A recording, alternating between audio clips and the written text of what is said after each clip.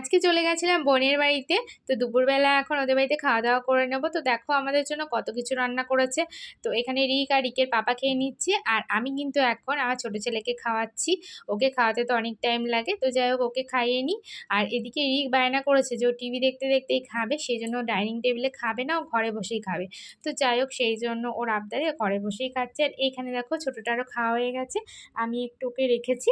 ওরা খাওয়া দাওয়া করে নিয়ে তারপরে খাবার। এখানে কাকিমা আমাকে একটু গরম গরম বেগুনি দিয়ে গেল, বললো তো তোমার তো খেতে লেট আছে, তাই জন্য তুমি এখন এটা খাও।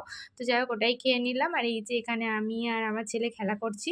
আর এবার ওদের খাওয়া হয়ে গেছে, এবার আমি কিন্তু খেতে বসে গেছি। আর এখানে কিন্তু কচু শাক দিয়ে চিংড়ি মাছ করেছিল, এটা কিন্তু অসাধারণ খেতে হয়েছিল। আর এখানে আমি আর বোন দুজনেই খেয়ে নিচ্ছি একসাথে। আর এই যে দেখো মনের বর আমাদের কিছু একটা দিয়ে দিচ্ছে, মনে হয় ডাল দিয়ে গেল।